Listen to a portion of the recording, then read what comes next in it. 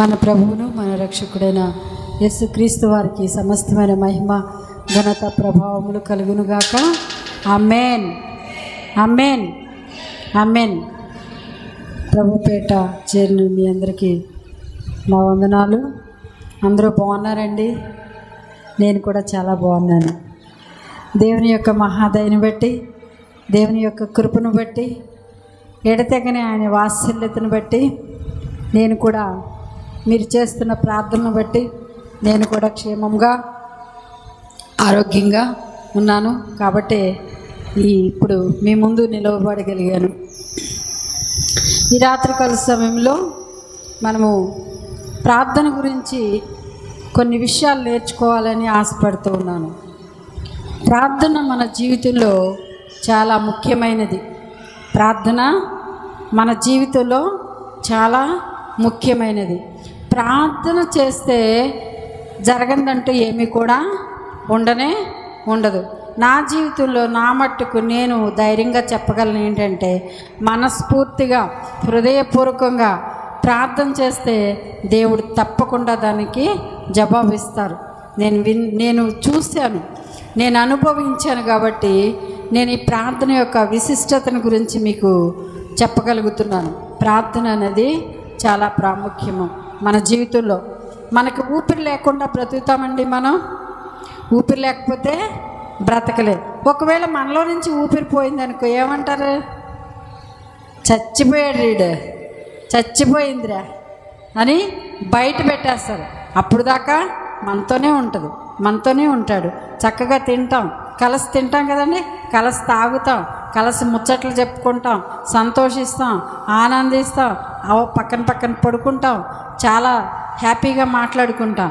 కానీ సడన్గా తనలో నుంచి ఊపిరి వెళ్ళిపోయింది. అప్పుడు ఏం చేస్తాం? ఆ మనిషిని తీసుకెళ్ళి బయట పెట్టేస్తాం. ఎన్నో సంవత్సరాల నుంచి మనతో ఉన్న మనిషిని చనిపోయిన వెంటనే ఏం చేస్తాం? బయట పెట్టేస్తాం. అదేవిధంగా ప్రార్థన చేయలేనటువంటి సోమరిపోతులు కూడా దాంతో చచ్చిన వారితో సమానం. కాబట్టి మనం శరీరానికి కావాల్సినటువంటి ఎలా మనం అందిస్తూ ఉంటాము? ఉదయం లేచిన తర్వాత కాఫీ కదండి, కాఫీ తాగేసిన తర్వాత టిఫిన్ అయిపోయిన తర్వాత మళ్ళీ మధ్యాహ్నం భోజనం, మళ్ళీ సాయంత్రం స్నాక్స్, మళ్ళీ నైట్కి భోజనం. ఇదంతా ఈ ప్రాసెస్ అంతా జరగలేదనుకోండి, ఏమైపోతాం? మనం డేలా పడిపోతాం.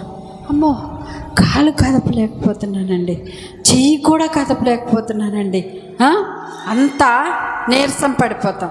మన ఆధ్యాత్మికమైన జీవితంలో కూడా నువ్వు ఏ పూట ప్రార్థన చేయవో, ఎప్పుడు ప్రార్థన చేయవో, అప్పుడు నీ పరిస్థితి, నీ ఆత్మీయ పరిస్థితి కూడా అలాగే అయిపోతుంది. కాబట్టి మనిషికి ప్రార్థన అనేది చాలా ప్రాముఖ్యమైనటువంటి విషయము. ఒక సేవకుడిని ఒక ఆయన అడిగారంట, ఏమండి మరి అయ్యగారండి, పాస్టర్ గారండి, మీ సంఘం ఎలా అభివృద్ధి చెందింది? మీ సంఘం ఎలా అభివృద్ధి చెందింది అయ్యగారు అని ఆ సేవకుడిని ప్రశ్నించినప్పుడు ఆ సేవకులు చెప్పారంట, ప్రార్థన అని చెప్పారంట. ఏంటిది? ప్రార్థన. ఇంకా ఏముందండి కారణం? ఇంకేమైనా కారణం ఉంటే చెప్పండి. ప్రార్థన అంతేనండి, ఇంకేం కారణం లేదా? సంఘము ఇన్ని వేల మంది అయిపోయారు. ఉదయం ఒక ఆరాధన, మధ్యాహ్నం ఒక ఆరాధన, సాయంత్రం ఒక ఆరాధన, రాత్రికి ఒక ఆరాధన, అంతమంది జనం వచ్చేస్తున్నారు ఆరాధనకి. ఎలా ఇది సాధ్యమండి అని అడిగితే ఆయన చెప్పారంట, ప్రార్థన. 3 సార్లు కూడా ఆయన ప్రార్థన అని చెప్పారు. నిజమేనండి, ప్రార్థన చాలా అవసరం మన జీవితంలో. పరిశుద్ధ గ్రంథంలో చూసుకున్నట్లయితే భక్తులందరూ ప్రార్థన చేసిన వారే, ప్రార్థన చేయకుండా ఎవరు లేరు. అబ్రహాం గారు ప్రార్థన చేశారు, యాకోబు గారు ప్రార్థన చేశారు, దావీద్ గారు ప్రార్థన చేశారు, సమూయేలు గారు ప్రార్థన చేశారు. సమూయేలు గారు అయితే అంటారు, ప్రార్థన చేయకపోవడమే పాపం. ఏంటిది? ప్రార్థన చేయకపోవడమే. అయ్యో అదేంటండి, నేను బైబిల్ చదువుతున్నాను, మరి మందిరానికి వెళ్తున్నాను, పాటలు పాడుతున్నాను, మరి మందిరానికి కానుకలు ఇస్తున్నాను, దశమ భాగాలు ఇస్తున్నాను, కృతజ్ఞత అర్పణలు ఇస్తున్నాను, అదేంటండి నన్ను అలా అంటారు, ప్రార్థన చేయకపోతే ఏమైంది అని కొంతమంది ప్రశ్నిస్తూ ఉంటారు. ఖచ్చితంగా నువ్వు ప్రార్థన చేయాలి. నేనేం పాపం చేయట్లేదు కదండి, నేనేం విచారం చేయట్లేదు కదా, దొంగతనాలు చేయట్లేదు కదా, ఎవరిని మోసం చేయట్లేదు కదా, నేను ఎంతో యథార్థంగా బ్రతుకుతున్నాను కదా, నేను ఎంతో నమ్మకంగా బ్రతుకుతున్నాను కదా, నేను కష్టపడి బ్రతుకుతున్నాను కదా, ఎందుకు మరి నన్ను అలా అంటున్నారు? ఎన్ని చెయ్యి, నువ్వెన్ని చేసినా ప్రార్థన చేయకపోతే మాత్రం శూన్యమే. ప్రార్థన చేయకపోతే నీ జీవితము బూడిదలో పోసినటువంటి పన్నీరు ఏ రీతిగా వ్యర్థమైపోతుందో అదేవిధంగా మన జీవితంలో కూడా ప్రార్థన అనేది చాలా ప్రాముఖ్యమైనటువంటి సంగతి. అది ఖచ్చితంగా నీ జీవితంలో జరగాల్సిందే. అలాగే ఎస్తేరు ప్రార్థన చేసింది. మనం చాలాసార్లు చెప్పుకున్నాం కదా ఎస్తేరు గురించి. మరి ఎస్తేరు తన చెలికత్తెలతో కలిసి 3 దినాలు ఉపవాసం ఉండి ప్రార్థన చేసింది. ఎవరి కోసం చేసింది? తన యొక్క జనాంగం కొరకు, తన ప్రజల కొరకు, యూదా జనాంగం కొరకు తను ఏం చేసింది? తన చెలికత్తెలతో కలిసి ప్రార్థన చేసింది.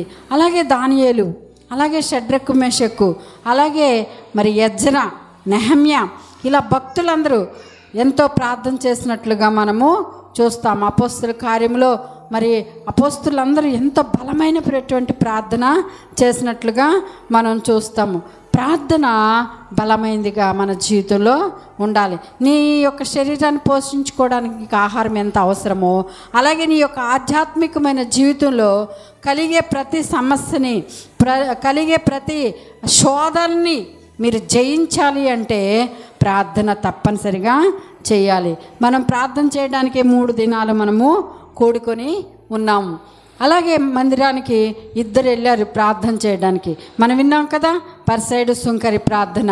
దేవుడు ఎవరి ప్రార్థన ఆలకించాడు అంటే సుంకరి యొక్క ప్రార్థన దేవుడు ఆలకించాడు. అలా బైబిల్లో చూసుకున్నట్లయితే అందరూ ప్రార్థన చేసిన వారే, ప్రార్థన చేయని వారు ఎవరు కూడా లేరు. ప్రార్థన చేసిన వారు ఎవరు నశించి పోలేదు. ప్రార్థన చేసిన వారు ఎవరు కూడా నశించి పోలేదు. ప్రార్థన చేసిన వారు అందరూ కూడా జయము పొందారు. ఈ లోకంలో ఏం పొందారు? జయము. ప్రతి విషయంలో జయము పొందారు. అందుకే పౌలు గారు అంటారు, నన్ను పోలి మీరు నడుచుకోనండి. పౌలు గారు ఇంకో చక్కని మాట అంటారు, నేను ఆత్మతోనూ మనస్సుతో కూడా ప్రార్థన చేతును. నిజంగా భక్తులందరూ కూడా, మన పూర్వీకులందరూ కూడా ప్రార్థన చేసిన వారే, బలమైన ప్రార్థన చేశారు.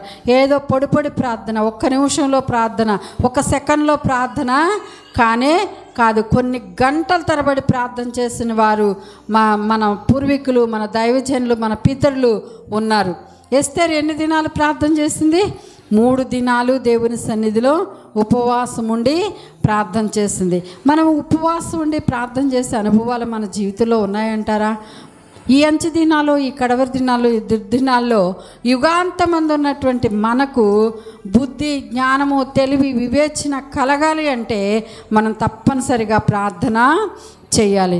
ప్రార్థన అనేది చాలా విశిష్టమైనది.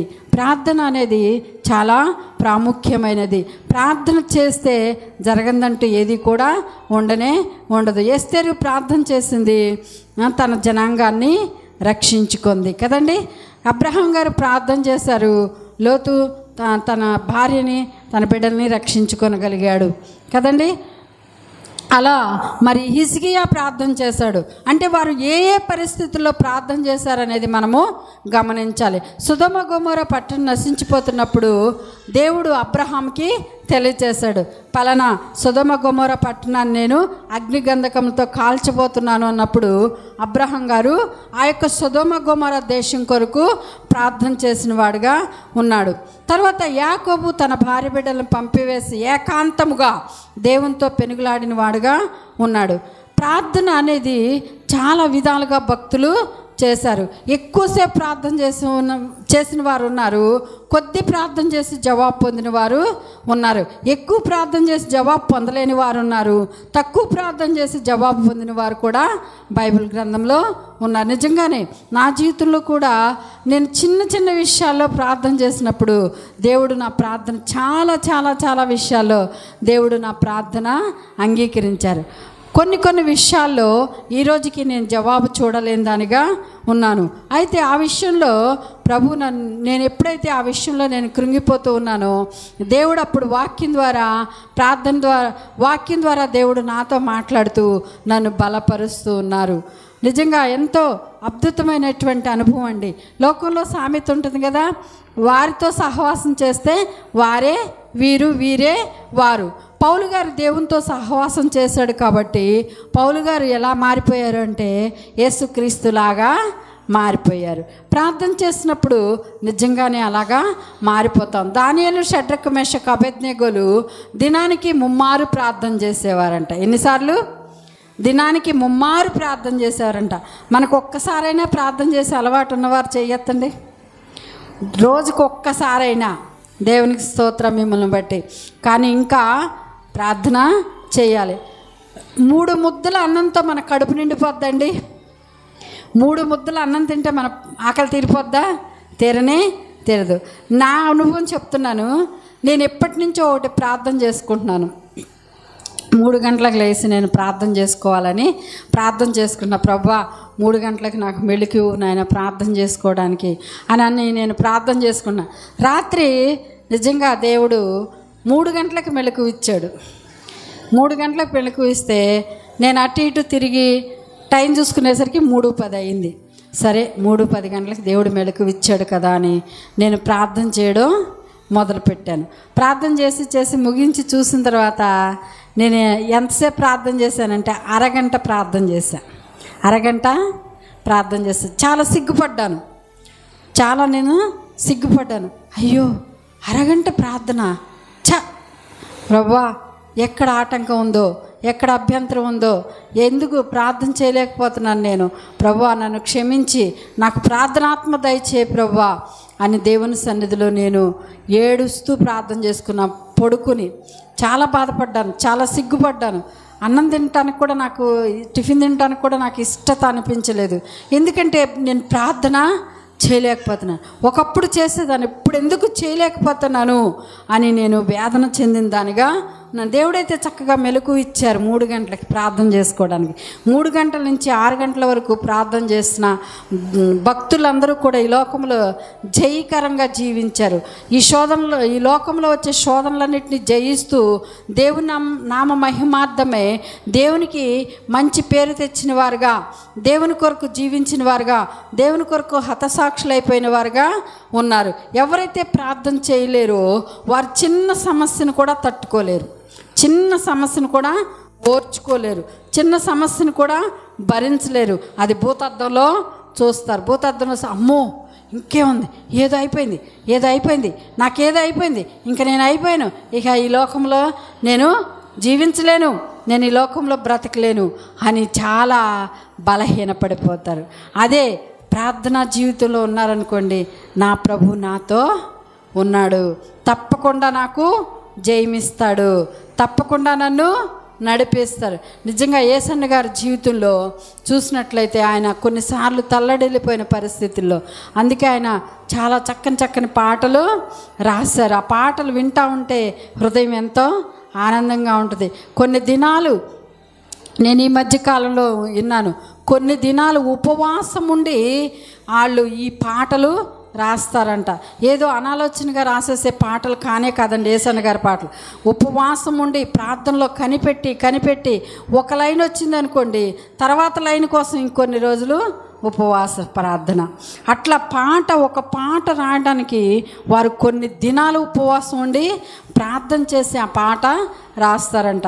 మన జీవితంలో ఏ సమస్య వచ్చినప్పటికీ కూడా మనం ఏం చేస్తామంటే దేవుని మందిరం మనకి గుర్తురాదు, ఉపవాసం మనకి గుర్తురాదు, ప్రార్థన మనకి గుర్తురాదు. కానీ బైబిల్లో భక్తులందరూ కూడా వారికి వచ్చిన సమస్యల్లో వారు ఏం చేశారంటే దేవుడు గుర్తొచ్చాడు వారికి. ఎవరు గుర్తొచ్చారు? దేవుడు గుర్తొచ్చాడు. దేవుని మందిరము గుర్తొచ్చింది, దేవుని సన్నిధి గుర్తొచ్చింది. కాబట్టి వాళ్ళు ఏం చేశారంటే ఉపవాసం ఉండి వారు దేవుని సన్నిధిలో ప్రార్థన చేశారు. ఉపవాస ప్రార్థన చేసినప్పుడు ఏదైనా కూడా సాధ్యము అవుతుంది. నేను ఒక ఎగ్జాంపుల్ విన్నాను. ఒక దేశంలో ఎలక్షన్స్ జరుగుతున్నాయంట. ఎలక్షన్ జరుగుతూ ఉంటే ఒక వ్యక్తి పచ్చి రౌడీ అంట. ఆయన తాగుబోతూ, తిరుగుబోతూ, జూదగాడు, అన్ని వ్యసనాలు అతనిలో ఉన్నాయంట. అతను నిలబడ్డాడంట అక్కడ ఎలక్షన్స్లో. అయితే ఈ విషయం 3 విధవరాళ్ళకి తెలిసింది సంఘంలో. ఎవరికి? 3 విధవరాళ్ళకి ఈ విషయము తెలిసింది. తెలిసి అమ్మో ఈడే గనక గెలిస్తే దేశం పాడైపోద్ది, ఈడే గనక గెలిస్తే దేశము పాడైపోద్దని చెప్పి వారు ఏం చేశారంట, 3 కలిసి మందిరంలో చెయ్యి పట్టుకుని ప్రార్థన చేశారంట. ఏం చేశారు? చెయ్యి పట్టుకుని మందిరంలో చేరి ప్రార్థన చేశారంట. ఎలక్షన్స్ వచ్చినాయంట. ఎలక్షన్ వచ్చిన వీళ్ళు మందిరంలోంచి బయటికి వెళ్ళలేదంట. మందిరంలో నుంచి బయటికి వెళ్ళాల, మందిరంలో ఉండి ప్రార్థన చేస్తున్నారంట.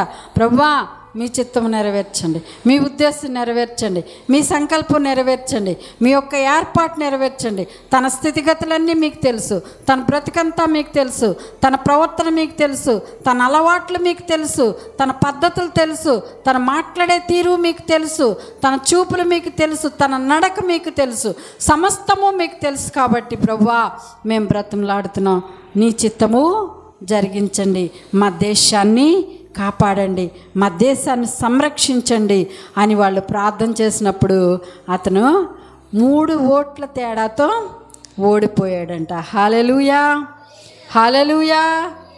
వారు ఏం చేశారు? పట్టుదలతో వారు దేవుని సన్నిధిలో, దేవుని మందిరంలో ఉపవాస ప్రార్థన చేశారు. హల్లెలూయా.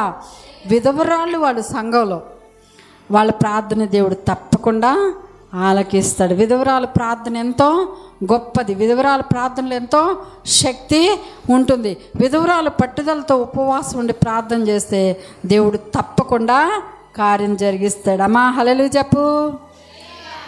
కాబట్టి ప్రార్థన అనేది చాలా ప్రాముఖ్యమైన విషయం. ఒకరోజు శిష్యుల యొద్దకు అపవిత్రాత్మ పట్టబడిన ఒక బిడ్డను తీసుకుని వచ్చినప్పుడు వాళ్ళు ప్రార్థన చేస్తే వాళ్ళ నుంచి ఆ యొక్క అపవిత్రాత్మ వెళ్ళనప్పుడు యేసు ప్రభు దగ్గరికి తీసుకుని వస్తారు. ప్రభు ప్రార్థన చేయగానే తనలో ఉన్న అపవిత్రాత్మ బయటికి వెళ్ళిపోతుంది. అప్పుడు శిష్యులు అడుగుతారు, అయ్యా మరి మేమెందుకు వెళ్ళగొట్టలేకపోయాం, ఆ యొక్క అపవిత్రాత్మను మేమెందుకు వెళ్ళగొట్టలేకపోయాం అని యేసు ప్రభు వారిని అడిగినప్పుడు యేసు ప్రభు వారు ఒక చక్కని మాట చెప్తున్నారు.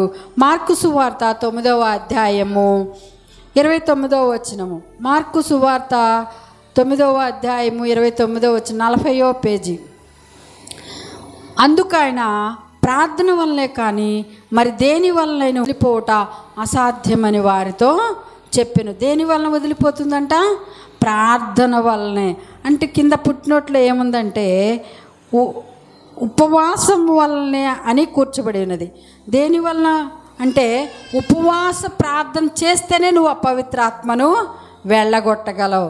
ఉపవాస ప్రార్థన చేస్తేనే నీ కొడుకుని రక్షణలోకి నడిపించుకోగలవు. ఉపవాస ప్రార్థన చేస్తేనే నీ భర్తను రక్షణలోనికి నడిపించగలవు. ఉపవాస ప్రార్థన చేస్తేనే నీ బిడ్డలు దేవుని సన్నిధికి వస్తారు. ఒక తల్లి తన జీవిత కాలమంతా బిడ్డ కొరకు ప్రార్థన చేసిందంట. భర్త చనిపోయాడు, బిడ్డ కొరకు ఆమె మంచి విశ్వాసి ప్రార్థనా పర్రాలు.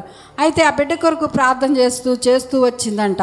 ఆమె చనిపోయే వరకు కూడా ఆ బిడ్డ మారు మనసు పొందలేదంట. ఆ బిడ్డ తల్లి చనిపోయింది, సమాధి కార్యక్రమం జరుగుతూ ఉండగా ఇంకా ఆ బిడ్డకి అప్పుడు మారు మనసు వచ్చి ఆ బిడ్డ తన పాపాల విషయమే పశ్చాత్తాపడి దేవుని అంగీకరించాడట. నేను గత కాలంలో ఒక బిడ్డ గురించి కూడా అదే విన్నాను. ఆ బిడ్డ మారు మనసు పొందలేదు.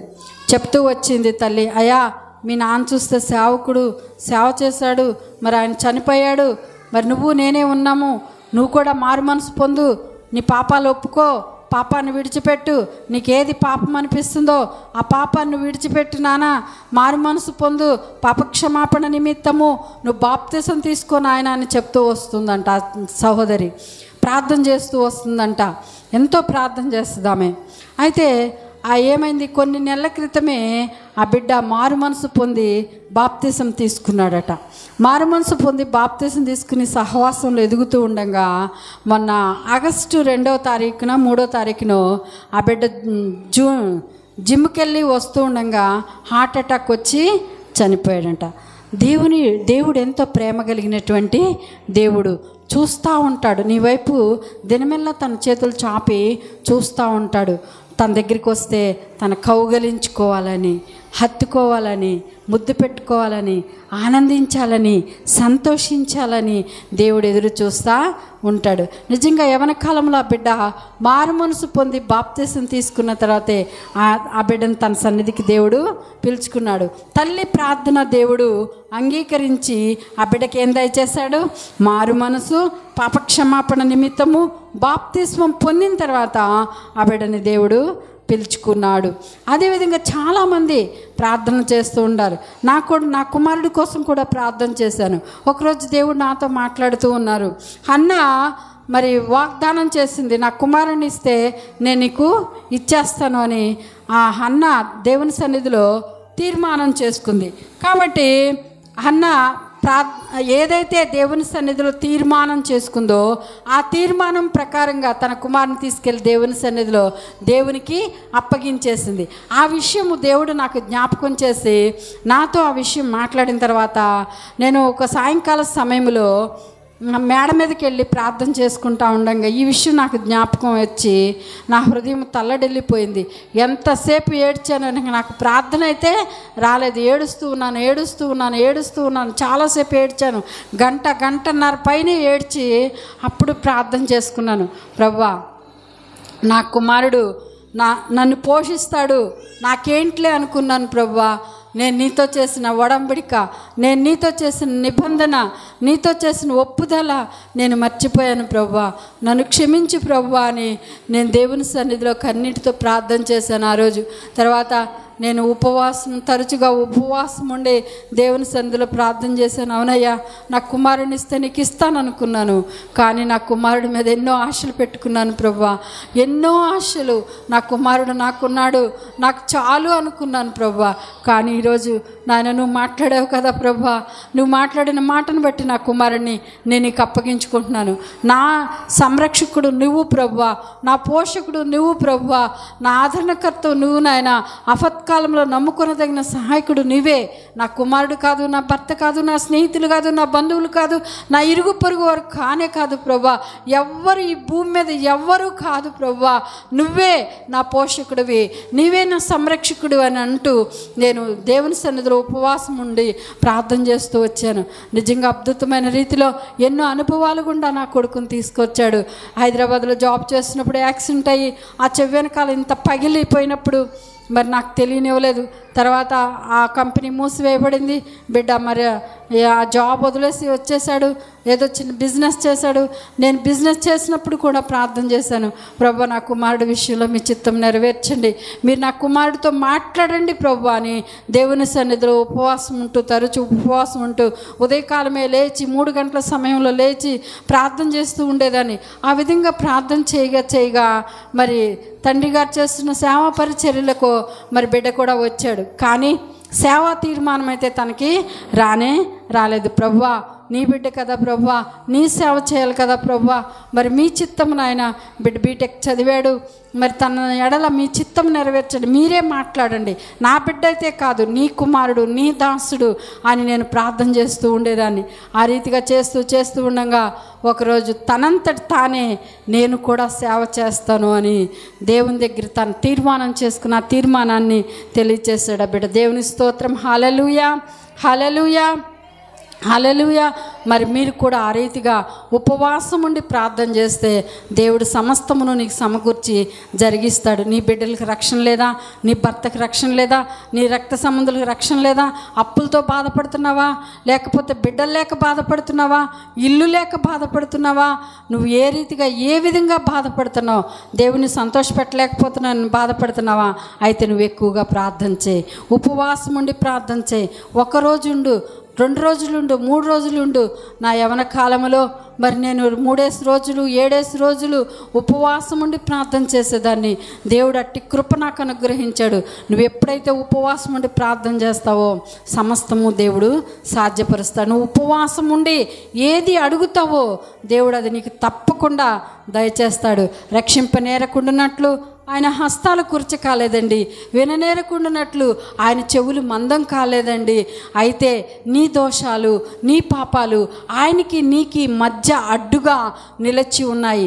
అడ్డుగా నిలిచి ఉన్న ఆ దోషాలు, అడ్డుగా నిలిచి ఉన్న నీ పాపం పోవాలంటే నువ్వు ఉపవాసం ఉండి ప్రార్థన చేయాలి.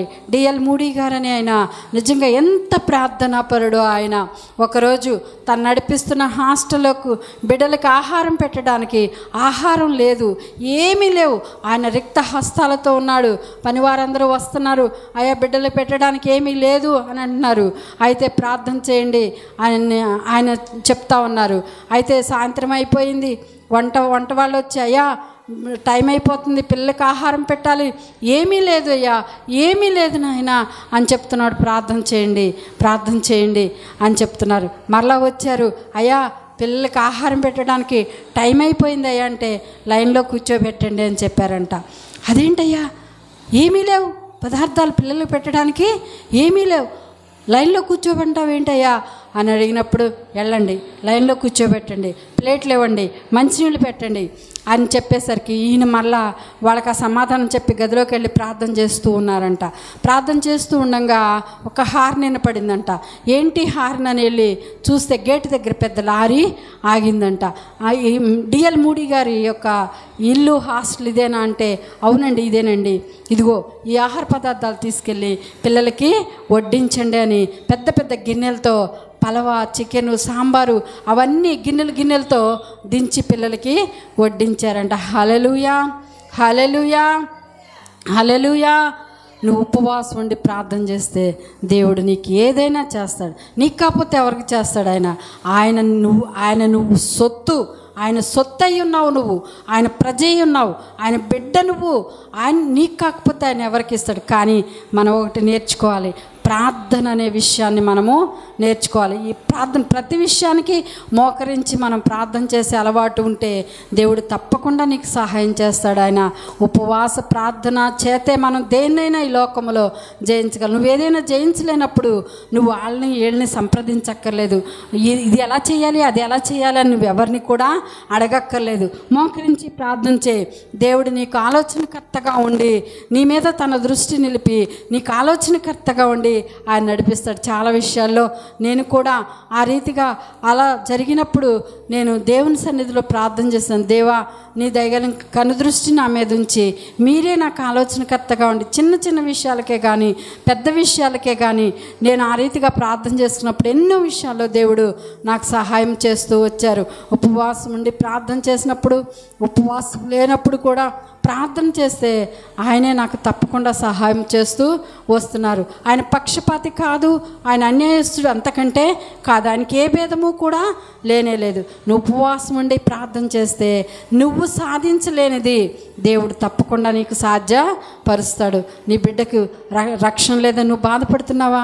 బాధపడటం కాదు, కానీ ఉపవాసం ఉండి కన్నీరు కార్చు. ఆస్తిపాస్తులు లేవని బాధపడుతున్నావా? ఇబ్బంది పడుతున్నావా? తినడానికి తిండి లేక బాధపడుతున్నావా? కట్టుకోవడానికి వస్త్రాలు లేవని బాధపడుతున్నావా? ఉండటానికి ఇల్లు లేదని బాధపడుతున్నావా? అప్పులతో బాధపడుతున్నావా?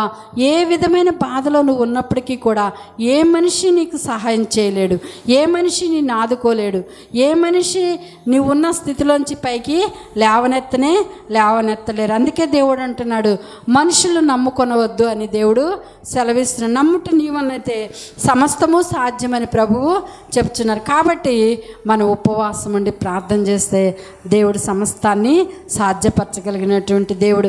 ఉన్నది లేనట్టుగా, లేనిది ఉన్నట్టుగా పిలవగలిగినటువంటి దేవుడు. మన పితరులు, మన భక్తులు ప్రార్థన చేసే మరి అటువంటి గొప్ప కార్యాలు ఎన్నో చూశారు. మరి భక్త సింగ్ గారు, సహోదరుడు భక్త సింగ్ గారు కూడా మరి ఆ విధమైనటువంటి చేతిలో చిల్లి గవ్వ లేకుండా 40,000 మందికి 10 రోజులు భోజనం పెట్టారంట. ఆయన ఉదయం టిఫిను, మధ్యాహ్నం భోజనం, సాయంత్రం భోజనం పెట్టారంట. ఆయన చేతిలో చిల్లి గవ్వ కూడా లేదంట. అయితే ఆ మీటింగ్స్ అయిపోయిన తర్వాత ఇది ఎలా సాధ్యమైందండి అని ఆయన అడిగినప్పుడు ఆయన ఏం చేశారంట, అడిగిన వ్యక్తిని తన రూమ్లో తీసుకెళ్ళి చూపించారంట. అక్కడ చాప ఉందంట. ఆ చాప మీద ఆయన మోకరించి ప్రార్థన చేసేవారంట. ఆయన మోకరించిన ఆ స్థలములో గుంటలు పడిపోయినాయంట. దేవుని స్తోత్రం చెప్పండి. హల్లెలూయా, ఆయన మోకరించి ప్రార్థన చేసిన స్థలములో గుంటలు పడిపోయినట్టు. ఇదే నా యొక్క జీవితంలో రహస్యం, నా యొక్క జీవితంలో ఉన్నటువంటి రహస్యం ప్రార్థన.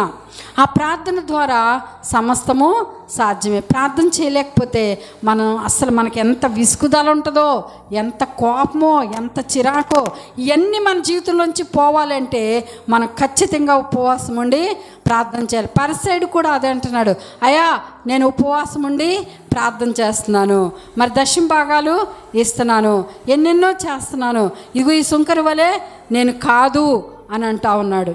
కాబట్టి మనం ఖచ్చితంగా ఉపవాసం ఉండి ప్రార్థన చేస్తే దేవుడు ఏదైనా చేయగలడు నీ కోసం. ఆనాడు ఇశ్రాయేలు జనాంగం ప్రయాణిస్తూ ఉండగా ఎర్ర సముద్రం అడ్డొచ్చినప్పుడు వాళ్ళు మరి మోషే గారి మీద సనుక్కున్నప్పుడు మోషే గారు వెళ్ళి దేవుని దగ్గర ప్రార్థన చేసినప్పుడు దేవుడు చెప్పారు, నువ్వు కర్రతో కొట్టమని చెప్పినప్పుడు ఆ ఎర్ర సముద్రం ఏమైంది? 2 పాయలుగా చీలిపోయింది. ఈ సత్యం అందరికీ తెలుసు, కొన్ని సంవత్సరాల నుంచి వింటూ ఉన్నారు. కానీ అయితే దేవునికి సమస్తము సాధ్యమైన విశ్వాసంతో, నమ్మకంతో ఉపవాసం ఉండి మనం ప్రార్థన చేయలేని బలహీనులుగా ఉన్నామేమో. ఒకవేళ ఇంకా నీ కుటుంబ వ్యవస్థలో పరిస్థితులు మారలేదేమో, ఆర్థిక పరిస్థితులు మారలేదేమో, నీ బిడ్డలు మారలేదేమో, నీ బిడ్డలు దేవుని ఎరగలేదేమో, దేవుని ఎరగని వారుగా నశించిపోతున్నారని బాధపడటం వల్ల ప్రయోజనం లేదు. కానీ నువ్వు ఉపవాసం ఉండి ప్రార్థన చేస్తే దేవుడు నీకు ప్రతిదీ అనుగ్రహిస్తాడు. దేవుని అనుగ్రహం లేకుండా మనం ఈ లోకంలో ఏది కూడా పొందనే. ఒక్కొక్కసారి ప్రార్థన చేయడం వల్ల సాధ్యమవుతుంది, ఒక్కొక్క విషయం ఉపవాసం ఉండి ప్రార్థన చేయడం వల్ల సాధ్యమవుతుంది. చాలామంది ఉపవాసం ఉండి ప్రార్థన చేశారు, కొంతమంది ఉపవాసం లేకుండా ప్రార్థన చేశారు. ఎలా చేసినప్పటికీ కూడా ఆత్మయందు తీవ్రత కలిగి, ప్రార్థన యందు పట్టుదల కలిగి నువ్వు ప్రార్థన చేస్తే తప్పకుండా దేవుని దగ్గర ఉన్నటువంటి ప్రతి ఆశీర్వాదము, పరసంబంధమైనటువంటి ప్రతి ఆశీర్వాదము దేవుడు నీ కొరకు సిద్ధపరిచి ఉన్నాడు. నువ్వు ప్రార్థన చేసి పొందుకోవాలని ప్రభు ఎదురు చూస్తూ ఉన్నారు. దేవుడి కొన్ని మాటలు మన వినికిడిలో దీవించి ఆశీర్వదించి ఫలింపచేయునుగాక. ఆమేన్.